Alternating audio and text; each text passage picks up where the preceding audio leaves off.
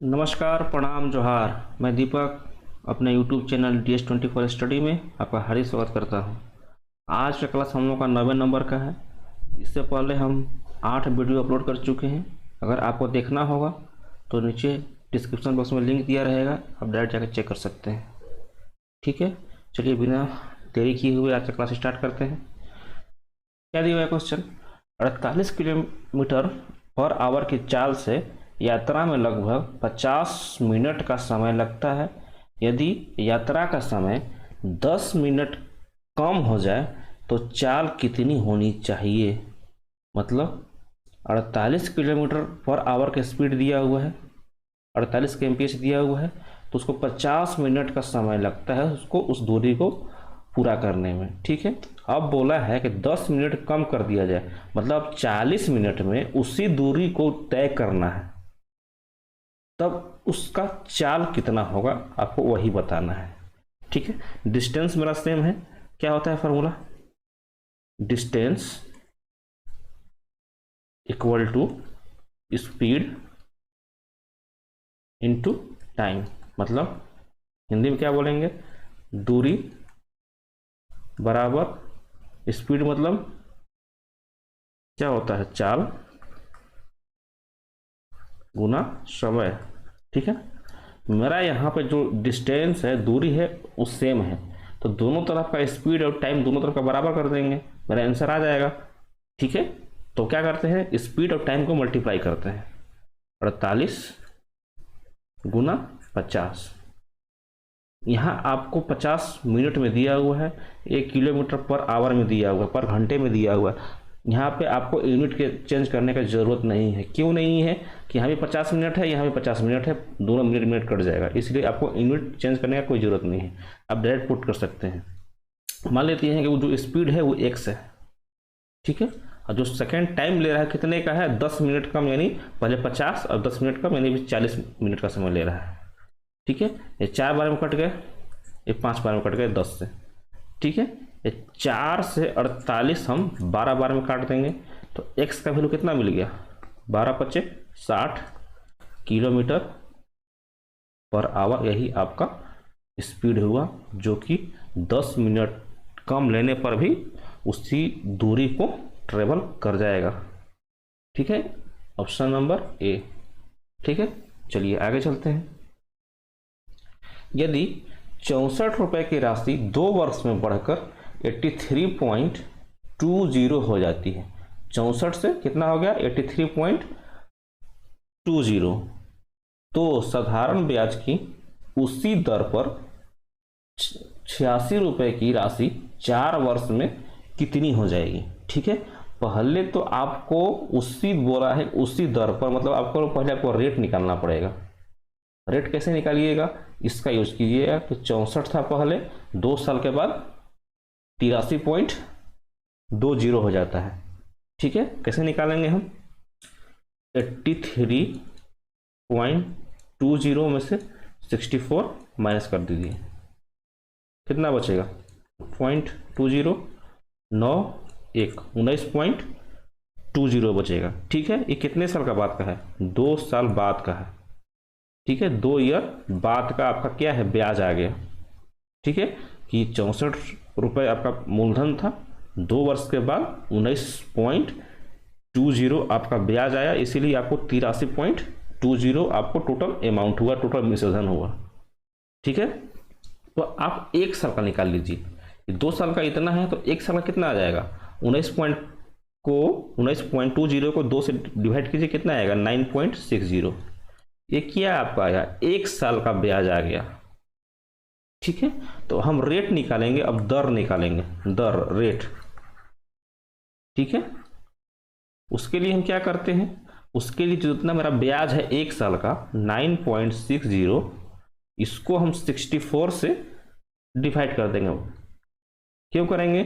कि ब्याज अपॉन मूलधन, मतलब ब्याज बटे मूलधन गुना 100 करने पे हमको दर मिलता है। ठीक है, तो 32 से इसको हम 2 बार में काट देंगे, और 32 से 3 बार में काट देंगे, 0.3 आ गया। ठीक है, 2 से हम 100 को 50 बार में काट देंगे, कितना आया? 50 इंटू 0.3 15, तो रेट मेरा 15% आ गया। कितना आया? 15% आपका रेट आ गया। ठीक है, जो कि 1 साल का है, क्योंकि हम 1 साल का ब्याज लिए हुए हैं। सॉरी। ठीक है, आपको क्या निकालना है? 4 वर्ष में निकालना है, क्योंकि उसी दर पर बोला है कि उसी दर पर 86 रुपए की राशि 4 वर्ष में कितनी हो जाएगी। ये तो 1 साल का आपका रेट आ गया। ठीक है, तो 4 साल का रेट कितना हो जाएगा? 15 गुना 4 कर दीजिए, कितना आ जाएगा? 60% आपका रेट आ गया 4 साल बाद का। ठीक है, तो 86 रुपये आपका मूलधन था। अब पूछ रहा है कि मिश्रधन कितना हो जाएगा।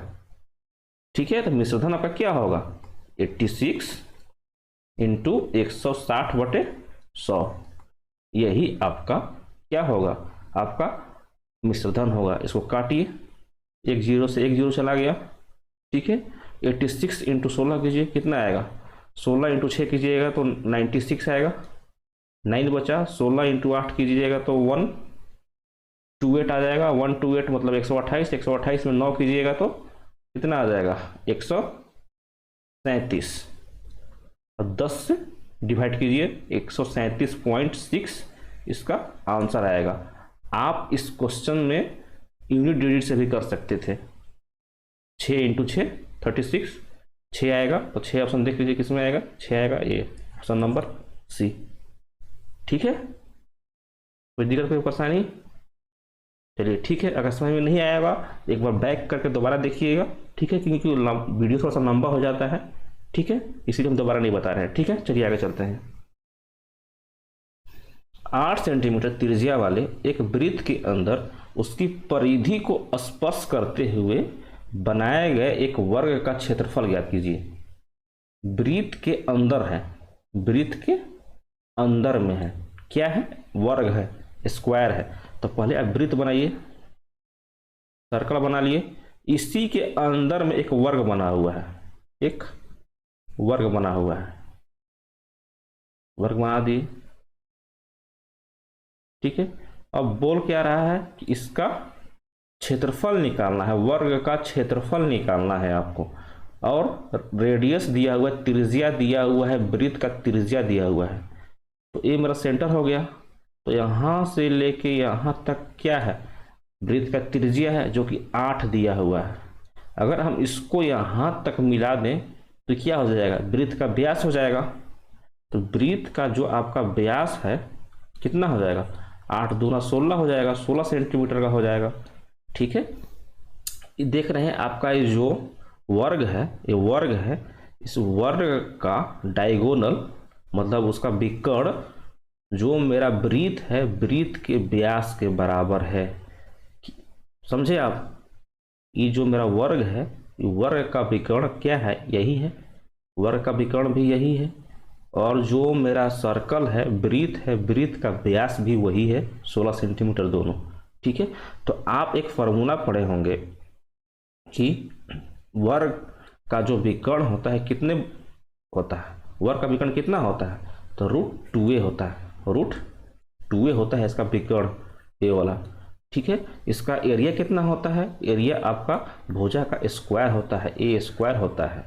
ठीक है, ये क्या है? उसका साइड दिया हुआ है स्क्वायर का, वर्ग का। ठीक है, तो इसका हमको क्या मिलेगा? विकर्ण मिलेगा। विकर्ण बराबर है व्यास का, तो हम डायरेक्ट इन दोनों को बराबर कर देते हैं। √2a, √2 इंटू ए बराबर 16। तो a बराबर कितना आएगा? 16/√2, यही आ गया। आपको क्या निकालना है? वर्ग का क्षेत्रफल निकालना है, ए स्क्वायर का वैल्यू निकालना है। तो ए स्क्वायर निकाल दीजिए, 16 को 2 बार कीजिए।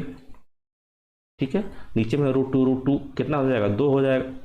ठीक है, इसको काट दीजिए आप, 8 बार में चला जाएगा। तो 16 इंटू 8 कीजिएगा, कितना आएगा? 16 इंटू 8 करने पे आपका 128 आंसर आ जाएगा, 128 centimetre square, option number C. ठीक है, चलिए बस अब आपको इतना ध्यान रखना है कि जो डायगोनल है, विकर्ण है, हमारा वृत्त का व्यास के बराबर होता है। ठीक है, जो कि भी यहाँ पे है। ठीक है, चलिए आगे चलते हैं। एक आयत का परिमाप 18 सेंटीमीटर भुजा वाले एक वर्ग के परिमाप से दोगुना है यदि आयत की चौड़ाई 45 सेंटीमीटर हो तो उसका क्षेत्रफल निकालना है। क्या बोल रहा है? एक आयत का परिमाप, ठीक है, 18 सेंटीमीटर भुजा वाले एक वर्ग के परिमाप से दोगुना है। ठीक है, मान लीजिए कि एक आपका वर्ग है, एक वर्ग है, 18 सेंटीमीटर इसका भुजा दिया हुआ है, 18 सेंटीमीटर दिया हुआ है। ठीक है, तो इसका परिमाप कितना हो जाएगा? वर्ग का परिमाप कितना हो जाएगा? 4 गुना भुजा होता है तो कितना हो जाएगा? 4 इंटू ए। तो ए कितना है इसका? 18 है। तो टोटल आपका 72 सेंटीमीटर इसका परिमाप आ गया, पेरीमीटर आ गया किसका? वर्ग का। ठीक है, अब बोला है कि जो रेक्टेंगल है, आयत का परिमाप है, इसका वर्ग के परिमाप का दोगुना है। ठीक है, जो आपका रेक्टेंगल है, आयत है, इसका जो पेरीमीटर है, परिमाप है, ये इसका दोगुना है। तो इसका दोगुना मतलब 72 इंटू 2, 144 आ जाएगा, जो कि इसका पेरीमीटर है, इसका परिमाप है किसका? आयत का। तो आप एक फार्मूला पढ़े होंगे कि आयत का परिमाप कितना होता है? 2 इंटू लंबाई प्लस चौड़ाई होता है।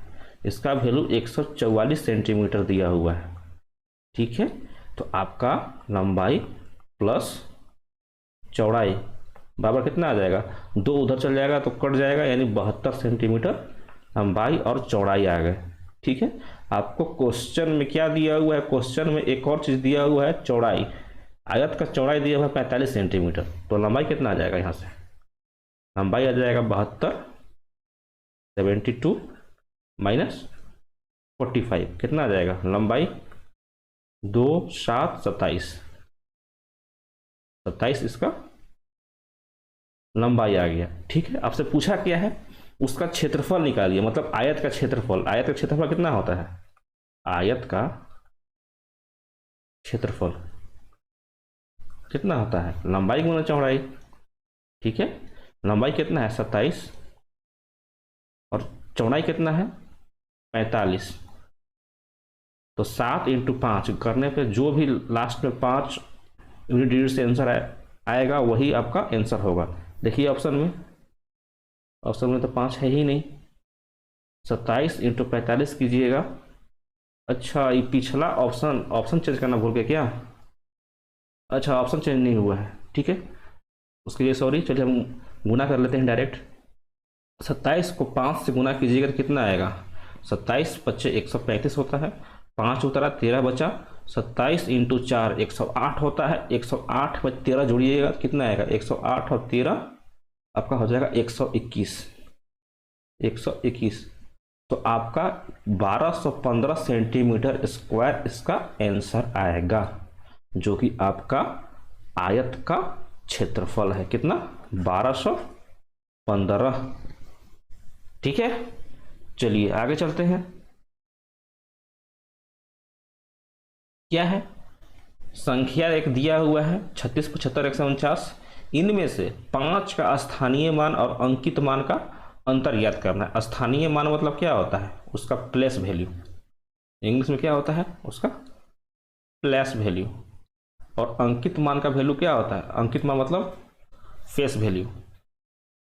Face value. ठीक है, तो जब भी ऐसा नंबरिंग दे दे तो उसका स्थानीय मान कैसे निकालिएगा? 5 के पहले 5 लिख लीजिए। ठीक है, और 5 के बाद जितने नंबर हैं उसके जगह पर 0 0 बैठा दीजिए। 3 नंबर हैं तो 5 पे आप 3 0 बैठा दीजिए, तो आपका स्थानीय मान प्लस वैल्यू 5000 हो जाएगा। अगर एग्जाम में पूछता कि 5 का स्थानीय मान बताइए तो आपका आंसर 5000 हो जाता। लेकिन आपको यहाँ पे अंकित मान से घटा के उसका अंतर पूछा है, तो इसका अंकित मान कितना हो जाएगा? फेस वैल्यू कितना है? फेस वैल्यू 5 ही होगा। ठीक है, तो दोनों का अंतर पूछा है, तो 5000 में से 5 घटा दीजिएगा, कितना बचेगा? 4995 इसका आंसर आ जाएगा। ठीक है, ऑप्शन नंबर सी। ठीक है, चलिए आगे चलते हैं। निम्नलिखित में से तमिलनाडु राज्य की कौन सी शास्त्रीय नृत्य है?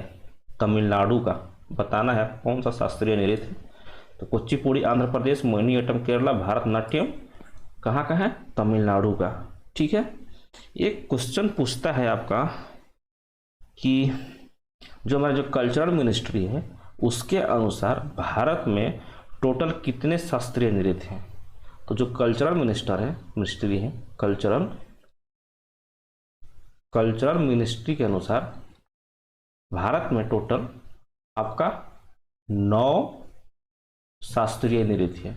ठीक है, और पारंपरिक कितने हैं? पारंपरिक आपका टोटल 8 ही है। तो एक जो बढ़ा हुआ है कल्चरल मिनिस्ट्री के अनुसार कौन सा है? तो छऊ। कौन सा है? छऊ। कहाँ का है? झारखंड या उड़ीसा। ठीक है, चलिए ये आपका एक्स्ट्रा है छऊ डांस। ठीक है, 8 जो पारंपरिक डांस है उसका हम नाम जान लेते हैं कौन कौन सा है। कुचिपुड़ी कहाँ का है? शास्त्रीय नृत्य आंध्र प्रदेश का। कहाँ पर? आंध्र प्रदेश का। ठीक है, मोहिनीअट्टम कहाँ का है? केरला। एक और याद रखिएगा, कथकली कहाँ का है? ये भी केरला का है। कथकली कहाँ का है? ये भी केरला का है। भरतनाट्यम बताया तमिलनाडु का। कथक कहाँ है? उत्तर भारत का। कहाँ पे? उत्तर भारत, मतलब यूपी भी बता सकते हैं, ऑप्शन में यूपी भी आ सकता है। ठीक है, मणिपुरी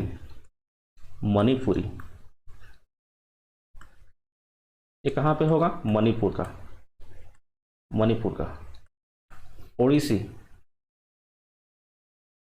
ओडिसी ये कहाँ पे होगा? उड़ीसा का। ये दोनों में तो कोई कंफ्यूजन नहीं रहेगा। ठीक है, एक और क्या है? एक है सतरिया। ये कहाँ का है? असम का। ठीक है, ये इंपॉर्टेंट सवाल है। सतरिया कहाँ का क्लासिकल डांस है या शास्त्रीय नृत्य है? तो असम का। कितने हो गए? 4 इधर हो गए। ठीक है, कथकली 5 हो गए, 6 हो गए, 7 हो गए, 8 हो गए, टोटल 8 हो गए आपका। तो आपका पारंपरिक हो गए और एक छऊ, टोटल मिला के 9 हो गए। ठीक है, इसको आपको ध्यान में रखना है कि कुचिपुड़ी कहाँ का है? आंध्र प्रदेश का है। मोहिनीअट्टम कहाँ का है? केरला का है। कथकली कहाँ पे है? केरला का है। कथक कहाँ का है? तो आपका उत्तर भारत या यूपी का होगा। मणिपुरी का। उड़ीसा का। सतरिया असम का। ठीक है, चलिए आगे चलते हैं। एग्जाम में क्वेश्चन पूछा था एक बार एनटीपीसी में ही कि जो कल्चरल मिनिस्ट्री के अनुसार टोटल कितने शास्त्रीय नृत्य हैं। तो कल्चरल मिनिस्ट्री के अनुसार टोटल 9 है। ऐसे पारंपरिक हम लोग का शास्त्रीय नृत्य 8 है। ठीक है, चलिए आगे चलते हैं। ऑक्सीजन का आविष्कारक निम्नलिखित में से कौन थे? ऑक्सीजन जो हम सांस लेते हैं उसका आविष्कारक कौन थे? तो आपका थे सीले एवं प्रिस्टले, ऑप्शन नंबर बी। ठीक है, जेम्स चैडविक। याद आ रहा है कुछ? एक आपको ट्रिक बताए थे, कौन सा? ईंट पर नाच। न्यूट्रॉन जेम्स चैडविक ये वही है। ठीक है, न्यूट्रॉन का आविष्कारक कौन थे? James Chadwick. प्रोटॉन का कौन है? रदरफोर्ड या गोल्डस्टीन। प्रोटॉन का कौन? रदरफोर्ड या गोल्डस्टीन। इलेक्ट्रॉन का कौन? टॉमसन या थॉमसन। ठीक है, चलिए जेम्स चैडविक का हो गया आपका न्यूट्रॉन। ठीक है, प्रिस्टले सीले ऑक्सीजन हो गया। मैडम क्यूरी किसका आविष्कारक थी? तो रेडियम का। ठीक है, ये कैसा एलिमेंट है, कैसा तत्व है? तो रेडियो एक्टिव मटेरियल है, रेडियो एक्टिव है। ठीक है, रेडियम का एटॉमिक नंबर कितना होता है? इसका 88। सेकेंड या थर्ड जो मेरा क्लास था उसमें हम इसका एटॉमिक नंबर 86 बताए थे, उसके लिए सॉरी। ठीक है, इसका एटॉमिक नंबर कितना होगा? 88। ठीक है, मैडम क्यूरी इसका आविष्कारक थी रेडियम का। ठीक है, मैडम क्यूरी एक ऐसी महिला है जिसको केमिस्ट्री एंड फिजिक्स दोनों के लिए इनको क्या मिल चुका है? नोबेल प्राइज मिल चुका है। कौन सा प्राइज? Nobel prize. ठीक है, नोबेल प्राइज कब से दिया जा रहा है?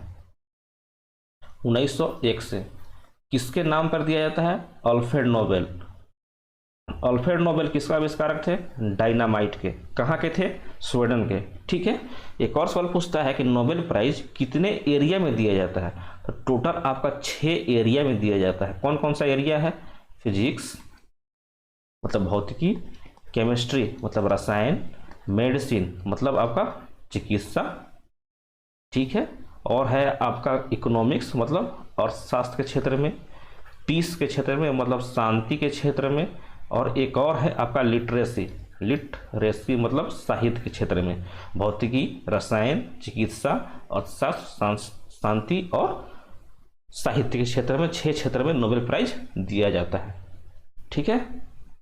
सोरेनसन भाई साहब क्या खोज किए थे? तो पीएच वैल्यू जो हम यूज करते हैं ना, पीएच वैल्यू, कि पीएच वैल्यू किसका क्या होता है। जैसे दूध का पीएच वैल्यू कितना होता है? दूध का, मिल्क का पीएच वैल्यू कितना होता है? 6.6। सलाइवा, लार का कितना होता है? 6.7। वाटर का कितना होता है? 7। ब्लड का कितना होता है? 7.4। ठीक है। तो जो पीएच वैल्यू यूज करते हैं इस सोरेनसन साहब ने दिया था। ठीक है, चलिए आगे चलते हैं। शांति पुरुष के नाम से निम्नलिखित में से किस व्यक्ति को जाना जाता है? शांति पुरुष के नाम से किसको जाना जाता है? तो option number A, Lal Bahadur Shastri को। हमारे सेकेंड नंबर के प्राइम मिनिस्टर थे लाल बहादुर शास्त्री। इनको शांति पुरुष के नाम से जाना जाता है। लाला लाजपत राय, इनको किस नाम से जाना जाता है? तो पंजाब केसरी के नाम से। किस नाम से?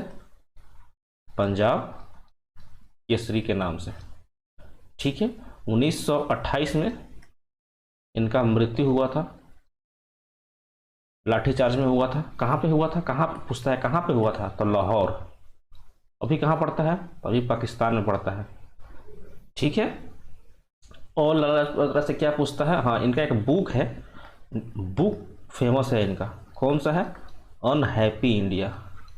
अनहैप्पी इंडिया इनका फेमस बुक है। इस बुक को आप याद रखिएगा। किसका बुक है? लाला लाजपत राय का बुक है। लाला लाजपत राय पीएनबी बैंक का संस्थापक के रूप में जाने जाते हैं। PNB bank, Punjab national bank. ठीक है। चलिए आगे चलते हैं। खान अब्दुल गफ्फार खान, सीमांत गांधी के नाम से इनको जाना जाता है। सीमांत गांधी पूछता है तो मैं बार बार, सीमांत गांधी के नाम से किसको जाना जाता है? तो खान अब्दुल गफ्फार खान, इंग्लिश से बोलते हैं इनको फ्रंटियर गांधी। क्या बोलते हैं? फ्रंटियर गांधी। फ्रंटियर गांधी के नाम से जानते हैं। ठीक है। बाल गंगाधर तिलक, गरम दल के नेता। ठीक है। इनके से फेमस एक क्वेश्चन पूछा जाता है कि जो महाराष्ट्र में जो गणेश पूजा होता है, ठीक है, किसने स्टार्ट किया था? तो बाल गंगाधर तिलक ने स्टार्ट किया था महाराष्ट्र में गणेश पूजा का उत्सव। ठीक है। इनकी 3 पुस्तक हैं। कौन कौन सा पुस्तक है? गीता रहस्य, गीता रहस्य, केसरी, केसरी और मराठी। ठीक है। गीता रहस्य इन्होंने कब लिखा था? तो 1908 से 1914 के बीच म्यांमार का मांडले जेल। कौन सा जेल? म्यांमार का मांडले जेल में बंद थे। पूछता है कि 1908 से 1914 के बीच में बाल गंगाधर तिलक कहाँ पे बंद थे? तो म्यांमार के मांडले जेल में बंद थे। वहीं पर इन्होंने गीता रहस्य अपना पुस्तक लिखा था। ठीक है। केसरी किस लैंग्वेज में है? तो केसरी इनका पुस्तक मराठी लैंग्वेज में है। ठीक है। और जो मराठी इनका बुक है ये किस लैंग्वेज में है? मराठी इनका बुक इंग्लिश लैंग्वेज में है। ठीक है। बाल गंगाधर तिलक को वैलेंटाइन सिरोल ने क्या कहा था? Father of Indian unrest. मतलब इन्हीं के अनुसार भारत सुखी नहीं है, यही उनके पितामह हैं।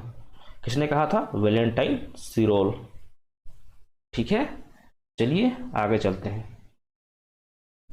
यदि एक कमरे में एक रेफ्रिजरेटर का दरवाजा खोल दिया जाए तो कमरे का तापमान का क्या होगा?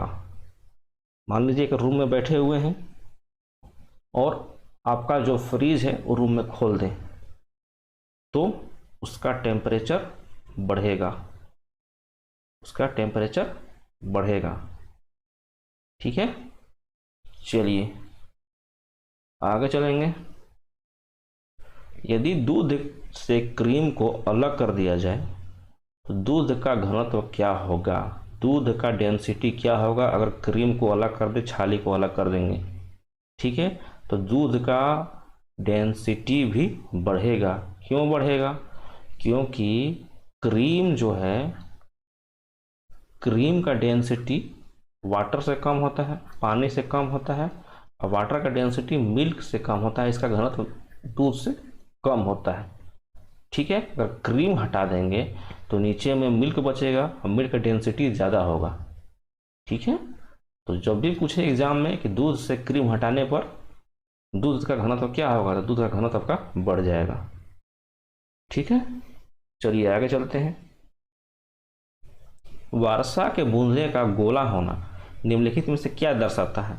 वर्षा के बूंद का गोला होना, वर्षा के बूंद है उसका गोला होना क्या दर्शाता है? उसका सरफेस टेंशन, सरफेस टेंशन के कारण ही, मतलब पृष्ठीय तनाव के कारण ही वर्षा के बूंदे क्या हो जाता है, गोला हो जाते हैं। एक चीज़ और पढ़े होंगे आप कि मान लीजिए कि पानी है, पानी के ऊपर कपूर का तैरना किसके कारण होता है? सरफेस टेंशन के कारण। ठीक है, पानी के ऊपर सुई का तैरना किसके कारण होता है? सुई, नीडल किसके कारण होता है? सरफेस टेंशन के कारण, पृष्ठीय तनाव के कारण। अगर यहीं पे हम इसका सरफेस टेंशन कम कर दें, इस पानी का सरफेस टेंशन कम कर दें, पृष्ठीय तनाव कम कर दें, तो सुई तैरने नहीं पाएगा, सुई नीचे डूब जाएगा। कैसे पानी में होता है? डिटर्जेंट, मतलब जो सर्फ का पानी होता है ना, उसमें आप सुई को तैरा नहीं सकते हैं, वो आपका सुई डूब जाएगा क्योंकि उसका सरफेस टेंशन कम होता है। जो मच्छर होते हैं, ठीक है, देखते हैं गंदे पानी में तैरते रहते हैं। ठीक है, तो हम लोग क्या करते हैं, उस पानी में केरोसिन डाल देते हैं। केरोसिन जब डाल देंगे क्या होता है, उसका सरफेस टेंशन को, पृष्ठीय तनाव को कम कर देता है, इसलिए मच्छर आसानी से पानी में डूब जाते हैं, तैरने नहीं पाते हैं। ठीक है, सरफेस टेंशन से। और क्या है क्वेश्चन बनता है सरफेस टेंशन से? हाँ, एक और क्वेश्चन बनता है कि मान लीजिए आप सूप पी रहे हैं या गर्म खाना खा रहे हैं। ठीक है, तो उस समय सूप या गर्म खाना का स्वादिष्ट लगना किसके कारण होता है? तो उसका कारण होता है सरफेस टेंशन का, सरफेस टेंशन का कमी होने के कारण सूप का स्वादिष्ट लगना, या फिर जो आपका गर्म खाना है उसका स्वादिष्ट होना। कैसे याद रखेंगे? सरफेस टेंशन, टेंशन हो गया रूम में जाकर कोने में बैठ जाएगा, मतलब ज़्यादा टेंशन बढ़ गया रूम के कोने में जाकर बैठ जाएगा। टेंशन कम हो गया तो पूरा रूम दौड़ेगा। ठीक है, इसीलिए आप गर्म सूप पीजिएगा तो पूरे मुंह में दौड़ते रहेगा, यानी उसका स्वादिष्ट बढ़ता जाएगा। ठीक है, ऐसे याद रखेंगे। जैसे भी याद कीजिए, आपको बस याद करना है कि सरफेस टेंशन के कारण, सरफेस टेंशन अभी जब भी कम होगा तो आपका गर्म खाना स्वादिष्ट लगने लगेगा। और ऐसे भी पढ़े होंगे कि सरफेस टेंशन टेम्परेचर का इन्वर्सली प्रोपोर्शन होता है, मतलब उल्टा होता है।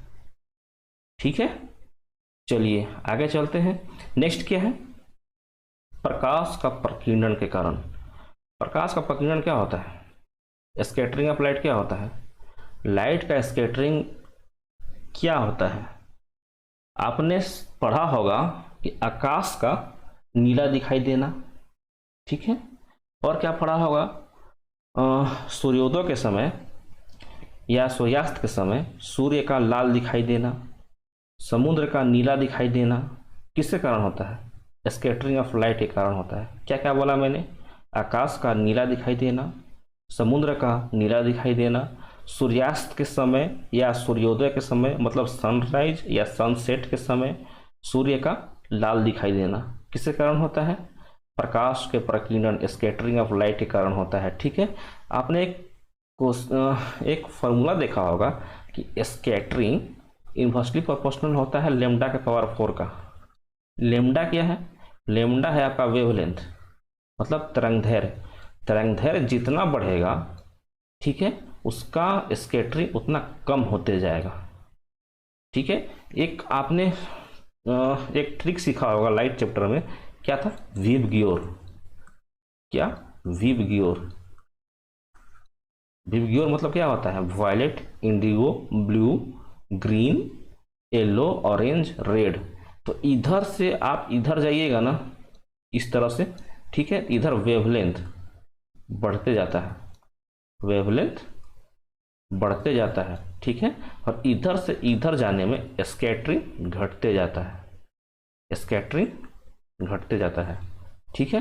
कहने का मतलब है कि सबसे ज़्यादा वेवलेंथ किसका होता है, रेड लाइट का, जो कि सबसे, सॉरी, स्कैटरिंग इधर बढ़ते जाता है। उल्टा बताया मैंने कि आपका जो वेवलेंथ है, विबग्योर से होते हुए, मतलब वायलेट से होते हुए आप रेड की तरफ जाइएगा तो आपका वेवलेंथ बढ़ते जाता है, तरंगता बढ़ते जाता है, ठीक है। और स्कैटरिंग आपका रेड से वायलेट की तरफ आने में स्कैटरिंग बढ़ते जाता है, ठीक है। कैसे?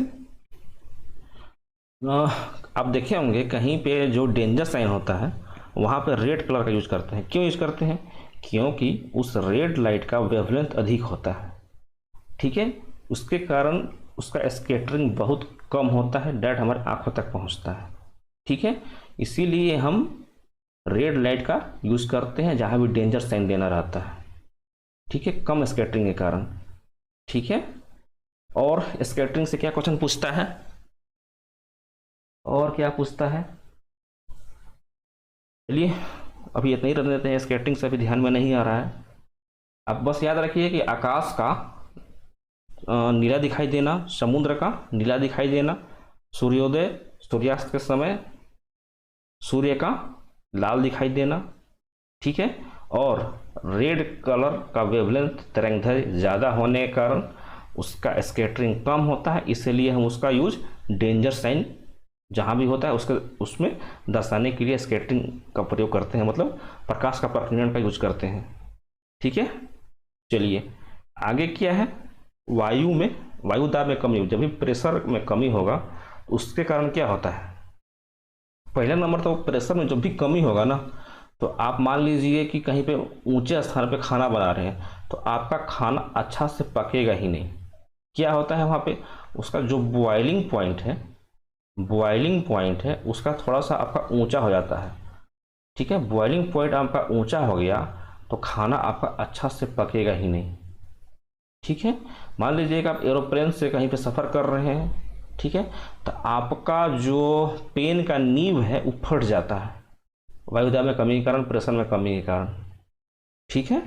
चलिए प्रकाश का जो अपवर्तन है इसका क्या क्या मेन सवाल पूछता है प्रकाश के अपवर्तन से। प्रकाश का अपवर्तन क्या कहते हैं, मतलब आपका जो लाइट है एक मीडियम से दूसरे मीडियम में जाता है ना, उसी को प्रकाश का अपवर्तन बोलते हैं। रेयर से डेंसर में जाए या डेंसर से रेयर में, मतलब सघन से विरल में जाए या विरल से सघन में जाए, उसी को आप प्रकाश का अपवर्तन कहते हैं, ठीक है।